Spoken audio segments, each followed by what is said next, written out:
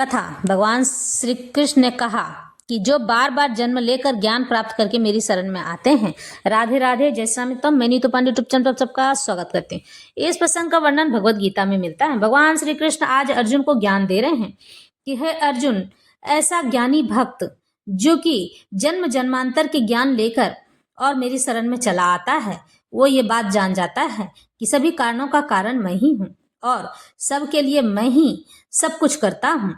वह ये जान जाता है कि मेरे बिना किसी की भी सदगति निश्चित नहीं है, मैं ही सबके लिए सब कुछ कर पाता हूँ। इस तरह से ऐसे ज्ञानी भक्त मुझे अत्यंत प्रिय होते हैं। मैं भी उनसे मिलने के लिए उतावला रहता हूँ।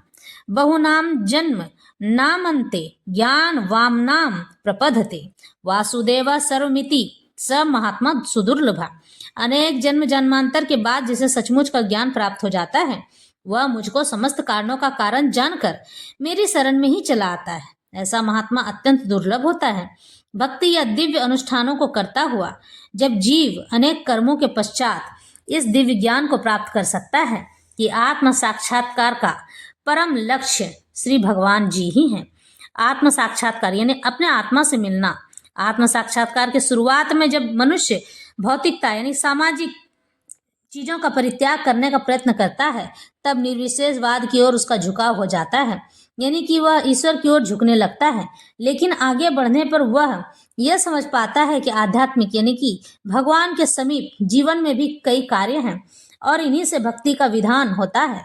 इसकी अनुभूति होने पर वह भगवान के प्रति आसक्त हो जाता है, भगवान में ही मन लगाने लगता है और उनकी शरण ग्रहण कर लेता है। इस अवसर पर वह समझ सकता है कि श्री कृष्ण की कृपा ही सर्वस्व है, सब जगह है, वे ही सब कारणों के कारण हैं और यह जगत उनसे स्वतंत्र नहीं है, उनसे आजाद नहीं है, उनके ही बंधन में है। वह इस भौतिक जगत को आध्यात्मिक विविधताओं का विकृत प्रतिबिंब मानता है, यानी कि इन सभी चीजों का एक आईना मानता है कि मनुष्य के जीवन में जो घटित होता है ईश्वर उसे ही दिखाते हैं और अनुभव करता है, महसूस करता है कि प्रत्येक वस्तु का परमेश्वर कृष्ण से संबंध है। इस प्रकार वह प्रत्येक वस्तु को वासुदेव कृष्ण से संबंधित समझता है। इस प्रकार की वासुदेवमयी व्यापक दृष्टि होने पर भगवान कृष्ण को परम लक्ष्य मानकर शरणागति प्राप्त होती है। ऐसे शरणागत महात्मा दुर्लभ माने जाते हैं।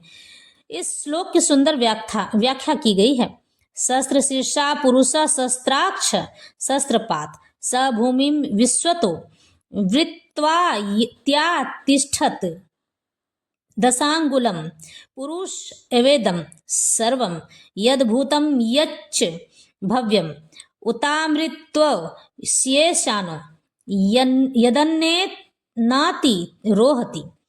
छांदोग्य उपनिषद में कहा गया है, न वै वाचो न चक्षुषीम न श्रोत्राणि न मनंसि इत्याचक्षते प्राण इति एवाचक्षते प्राणो हो वै तानि सर्वाणि भवन्ति। जीव के शरीर की बोलने की शक्ति, देखने की शक्ति, सुनने की शक्ति, सोचने की शक्ति ही प्रधान नहीं है। समस्त कार्यों का केंद्र बिंदु यानी कि लक्ष्य तो वह जीवन प्राण है। इसी प्रकार भगवान वासुदेव या भगवान कृष्ण समस्त पदार्थों के मूल सत्ता है। इस देह में बोलने और देखने, सुनने तथा सोचने आदि की शक्तियां हैं, किंतु यदि वे भगवान से संबंधित न हो तो सभी व्यर्थ है। वासुदेव सर्वव्यापी हैं और प्रत्येक वस्तु वासुदेव है।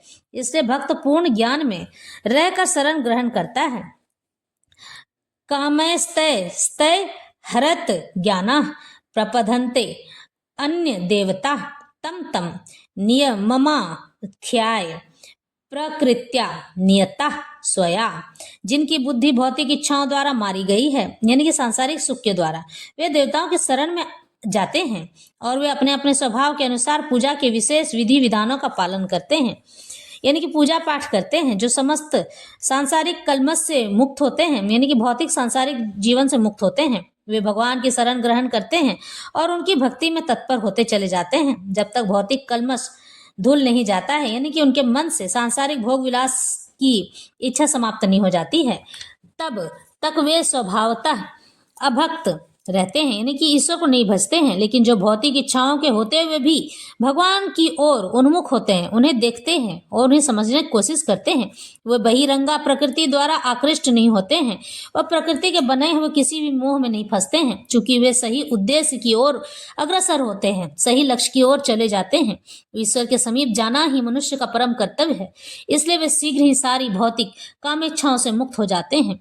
श्रीमद् भागवत में कहा गया है कि मनुष्य को चाहिए कि स्वयं को वासुदेव के प्रति समर्पित करे और उनकी पूजा करे, चाहे वह भौतिक इच्छाओं से रहित हो या भौतिक इच्छाओं से पूरित हो या भौतिक कलमश से मुक्ति चाहता हो। जैसा कि भगवान में कहा गया है, अकाम सर्व कामो वा मोक्ष काम उदारधि तीव्रेन भक्ति योगेन यजेत पुरुषम परम। जो अल्पज्ञ हैं, जिन्हें थोड़ा ज्ञान है तथा जिन्होंने अपनी आध्यात्मिक चेतना खो दी है, जो कि ईश्वर के प्रति की इच्छा, उनकी पूजा आराधना करने की इच्छा, उनमें मिलने की इच्छा की चेतना यानी याददाश्त को खो दिया है, वे भौतिक सांसारिक इच्छाओं की अविलंब पूर्ति के लिए देवताओं की शरण में जाते हैं, देवताओं से मन्नत मांगते हैं। सामान्य तौर पर ऐसे लोग भगवान की शरण में नहीं जाते, क्योंकि वे निरंतर गुणों वाले रजो तथा तमोगुणी होते हैं, इसलिए वे विभिन्न देवताओं की पूजा करते हैं। वे पूजा के विधि विधानों का पालन करने में ही प्रसन्न रहते हैं। देवताओं के पूजक छोटी छोटी इच्छाओं के द्वारा प्रेरित होते हैं और यह नहीं जानते कि परम लक्ष्य तक किस प्रकार पहुंचा जाए। लेकिन भगवत भक्त कभी भी पथ भ्रष्ट नहीं होता है, क्योंकि वैदिक साहित्य में विभिन्न उद्देश्यों के लिए भिन्न भिन्न देवताओं के पूजन का विधान है। अतः जो भगवत भक्त नहीं है, वे सोचते हैं कि देवता कुछ कार्यों के लिए भगवान में श्रेष्ठ हैं। आपने देखा होगा, आदिवासी लोग पूजा पाठ करते हैं, भगवान को बुलाते हैं कि अरे फलाने के यहाँ भगवान आया होगा, इस तरह से, और वो लोग उन्हें बलि चढ़ाते हैं। बलि ही नहीं चढ़ाते, तरह तरह के पकवान भी चढ़ाते हैं। ऐसे लोग ही भगवान श्री कृष्ण या श्री हरि नारायण में अपना मन नहीं लगा पाते हैं। लेकिन शुद्ध भक्त जानता है कि भगवान कृष्ण ही सबके स्वामी हैं।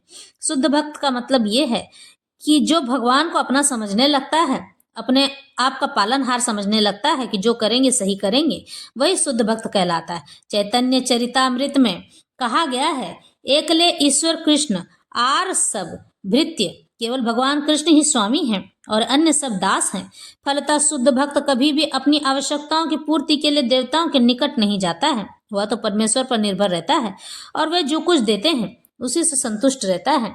भगवान श्री कृष्ण के साफ साफ कहते हैं यह बात कि जो जन्म जन्म बहुत सारे जन्म ले लेता है, यानी कि 4 लाख बार मनुष्य जन्म है और 4 लाख बार में जब अंतिम समय आता है, 4 लाख पूरे होने को आते हैं, तब मनुष्य को मोक्ष की प्राप्ति होने लगती है, तब वह ज्ञानी हो जाता है। इतने बार जन्म लेने के बाद उसे समझ आ जाता है कि मैंने क्या खोया, क्या पाया, क्या अच्छा और क्या बुरा है। वह समझ जाता है कि बिना ईश्वर के इस पृथ्वी से पार पाना किसी के लिए भी संभव नहीं है। इसलिए वह इतना ज्ञानवान हो जाता है।